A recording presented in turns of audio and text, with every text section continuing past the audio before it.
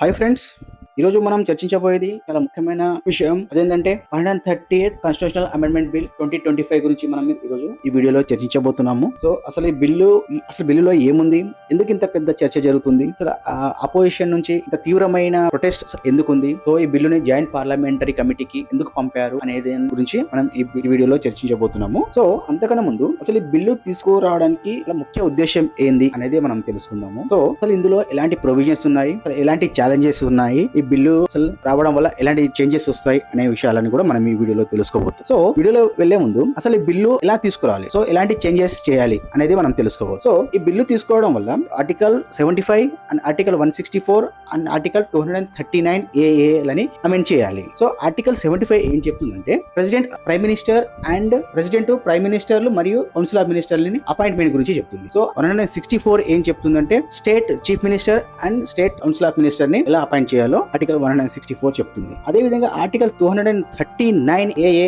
ఏం చెప్తుందంటే chief minister and council of minister, ఏది యూనియన్ టెరిటరీ యొక్క చీఫ్ మినిస్టర్ మినిస్టర్లని ఎలా అపాయింట్ చేయాలో ఆర్టికల్ 239 AA చెప్తుంది. సో బిల్లు తీసుకురావడం వల్ల ఈ ఆర్టికల్స్ అన్ని కూడా అమెండ్ చేయాల్సి వస్తుంది. సో దీనికంటే ముందు టాపిక్ లో వెళ్లే ముందు అసలు బిల్లులో ఏముంది, సో ఎలాంటి ప్రొవిజన్స్ ఉన్నాయి అనేది మనం ఇప్పుడు తెలుసుకోబోతున్నాం. సో అసలు ఈ బిల్లు యొక్క ముఖ్య ఉద్దేశం ఏంటి. సో మనం రీసెంట్ గా చూసినాం, కొంతమంది చీఫ్ మినిస్టర్లు వాళ్ళు డిటెన్షన్ అయినా జైల్లో ఉన్నా కూడా వాళ్ళ పదవిని రాజీనామా చేయకుండా వాళ్ళు రూల్ చేశారు. For example Arvind Kejriwal chief minister, తను 2-3 months జైల్లో ఉన్నా కానీ పదవిని రాజీనామా చేయకుండా పదవిని పాలన కొనసాగించారు. సో ఇలా చేయడం వల్ల పబ్లిక్ లో వాళ్ళ మీద ఉన్న ఒక నమ్మకం అనేది పోతుంది. సో ఆ నమ్మకాన్ని నిలబెట్టడం కోసము, రాజకీయాలను డీక్రిమినలైజ్ చేయడం కోసం అనే ఉద్దేశంతోనే ఈ బిల్లును తీసుకురావడం జరుగుతుంది. సో ఈ బిల్లు యొక్క ముఖ్య ఉద్దేశం ఏంటంటే ఎవరైనా మినిస్టర్లు కానీ, including prime minister, chief minister or state minister, central minister, ఎవరైనా కానీ ఏదైనా క్రైమ్ చేసి, ఏదైనా హీనియస్ క్రైమ్ చేసి 30 రోజుల వరకు అంటే 30 days వరకు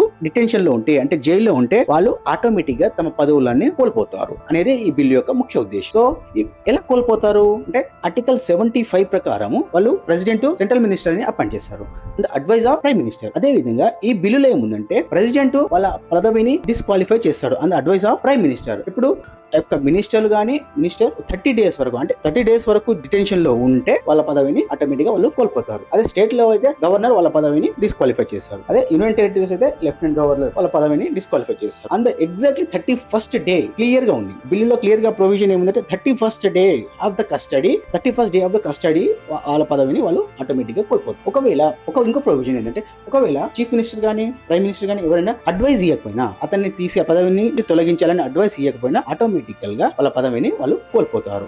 ఇది ఒక బిల్లు యొక్క ముఖ్యమైన ప్రొవిజన్. సో ఇంకో ప్రొవిజన్ ఏంటంటే వాళ్ళు కొన్ని రోజుల వరకు వాళ్ళ పదవిని కోల్పోయి జైల్లో ఉండి మళ్ళీ తిరిగి వచ్చిన వాళ్ళు రీఅపాయింట్ అవ్వచ్చు అనే ఈ ప్రొవిజన్లు ఈ బిల్లులో ఉన్నాయి. సో అసలు ఈ బిల్లు తీసుకోవడానికి అసలు ముఖ్యమైన అసలు ఎందుకు ఇలా తీసుకొచ్చింది, గతంలో ఎందుకు లేదు. ఫర్ ఎగ్జాంపుల్ ఎవరైనా ప్రభుత్వ ఉద్యోగి, మేబీ సివిల్ సర్వెంట్స్ ఉండొచ్చు, స్టేట్ లో సర్వీస్ చేసే ఉద్యోగులు ఉండొచ్చు, సెంట్రల్ లో సర్వీస్ ఎవరైనా ఉండొచ్చు. వాళ్ళ సర్వీస్ రూల్ ప్రకారం ఏంటంటే 48 గంటల వరకు 48 hours వరకు వాళ్ళు డిటెన్షన్ లో ఉంటే వాళ్ళు వాళ్ళ పదవిని కోల్పోతారు, అంటే వాళ్ళ జాబ్ ని కోల్పోతారు. అది వాళ్ళ CCA రూల్స్ ప్రకారం. ఫర్ ఎగ్జాంపుల్ తెలంగాణలో CCA రూల్స్ 1991 ప్రకారం రూల్ నెంబర్ 8 ప్రకారం వాళ్ళు 48 hours జైల్లో ఉంటే వాళ్ళు ఆటోమేటికల్ గా వాళ్ళ పదవి జాబ్ ని కోల్పోతారు, అంటే వాళ్ళని సస్పెన్షన్ లో పెడతారు. అది సో అదే విధంగా మినిస్టర్లు, చీఫ్ మినిస్టర్ గానీ, సెంట్రల్ మినిస్టర్, స్టేట్ మినిస్టర్ ఎవరైనా కానీ వాళ్ళు కూడా ఒక ఎలక్టెడ్ పబ్లిక్ సర్వెంట్ ని దృష్టిలో పెట్టుకొని వాళ్ళ మీద నమ్మకం, పబ్లిక్ వాళ్ళు ఓట్లేసి గెలిపించారు కాబట్టి వాళ్ళ మీద నమ్మకం ఉండాలి, ప్లస్ ఈ పొలిటీషియన్ ని డీక్రిమినలైజ్ చేయాలి అనే ఉద్దేశంతో వీళ్ళని కూడా 30 days వరకు, నాట్ 48, 30 days వరకు వీళ్ళు కస్టడీలో ఉంటే, జైల్లో ఉంటే వీళ్ళు కూడా తమ పదవిని కోల్పోవాలి అనే ఉద్దేశంతో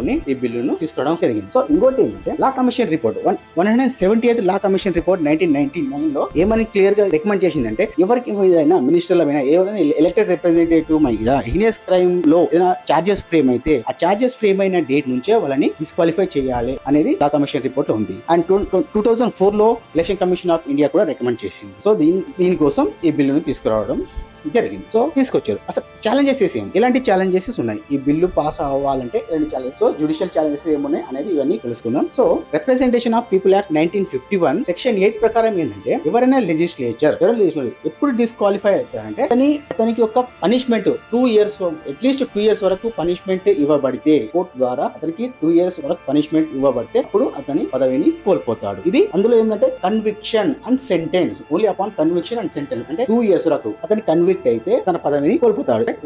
రిప్రజెంటేషన్ ఆఫ్ పీపుల్ యాక్ట్. కానీ ఈ బిల్ ఏం చేస్తుందంటే బేస్ ఆన్ డిటెన్షన్ అని మెన్షన్ చేసింది క్లియర్ గా, నాట్ కన్వెన్షన్. అంటే representation of people act section 8 ప్రకారము అతని కన్విక్ట్ అయితే మాత్రమే అతని తన పదవిని కోల్పోతాడు. కానీ representation of people act section 8 ని మాడిఫై చేయకుండా ఇందులో జస్ట్ డిటెన్షన్ అని మెన్షన్ చేశాను. ఈ బిల్ లో డిటెన్షన్ అయినా అంటే 30 రోజుల వరకు తను జైల్లో ఉన్నా గానీ తన పదవిని కోల్పోతాడు అనేది దీని యొక్క మెయిన్ ఛాలెంజ్. ఇంకోటి ఏంటంటే మన యొక్క ప్రిన్సిపల్ ఉంది, ఇన్నోసెంట్ అంటిల్ ప్రూవ్న్ గిల్టీ. అంటే ఎవరైనా తప్పు చేసినా జస్ట్ నింద ఆరోపణ మోపిన వాళ్ళు మాత్రమే అవుతారు వాళ్ళు. అంటే అతని నిందితుడు అని ప్రూవ్ అయినంత వరకు అతని ఇన్నోసెంటే అని మన ప్రిన్సిపల్ లో ఉంది.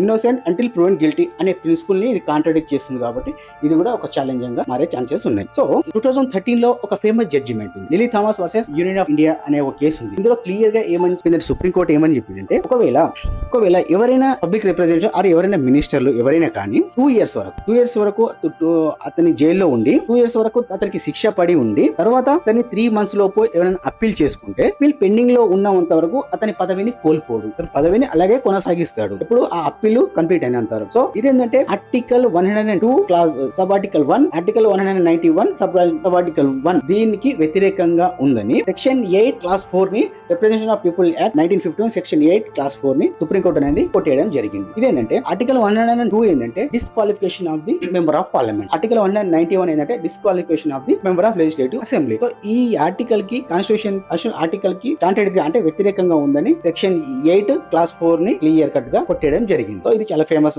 జడ్జిమెంట్. సో దీని వల్ల సో ఎలాంటి ఇంకా ఛాలెంజెస్ అంటే ఎలాంటి స్కోప్స్ ఉన్నాయి, అపోజిషన్ నుంచి ఎలాంటి ఈ బిల్లు గురించి ఎలాంటి కాంట్రడిక్షన్ ఉంది. సో ఎందుకు ఇది అపోజ్ చేస్తున్నారు అంటే అపోజిషన్ ఏమని ఆర్గ్యూ చేస్తున్నారు అంటే ఇది ఒక సెంట్రల్ గవర్నమెంట్ ఒక వెపనైజ్ గా వాడి ఏదైతే సెంట్రల్ ఇన్వెస్టిగేషన్ ఏజెన్సీస్ ఏవైతే ఉన్నాయో like CBI and ED, NIA వీటితోని అపోజిషన్ లో ఉన్న వారిని కావాలని జైల్లో పెట్టడము, వాళ్ళ పదవిని కోల్పెట్టట్టు చేయడం ఇలాంటివి చేస్తుందని అపోజిషన్ ప్రొటెస్ట్ చేస్తారు. సో ఇది ఫ్రెండ్స్ ఈ బిల్లు గురించి ముఖ్యమైన ప్రొవిజన్స్. సో ఈ బిల్లు గురించి మీకు ఏమైనా ఒపీనియన్ ఉంటే ఇది అసలు పాజిటివ్ నెగిటివ్ మీకు ఏమైనా అనిపిస్తే కామెంట్ రూపంలో కామెంట్ చేయండి. సో వీడియో ఇన్ఫర్మేటివ్ గా అనిపిస్తే లైక్ చేయండి, మీ ఫ్రెండ్స్ కూడా షేర్ చేయండి. సో ఇలాంటి ఇన్ఫర్మేటివ్ ఇంకా వీడియోస్ కోసం ఛానల్ ని సబ్స్క్రైబ్ చేయండి ఫ్రెండ్స్. Thank you.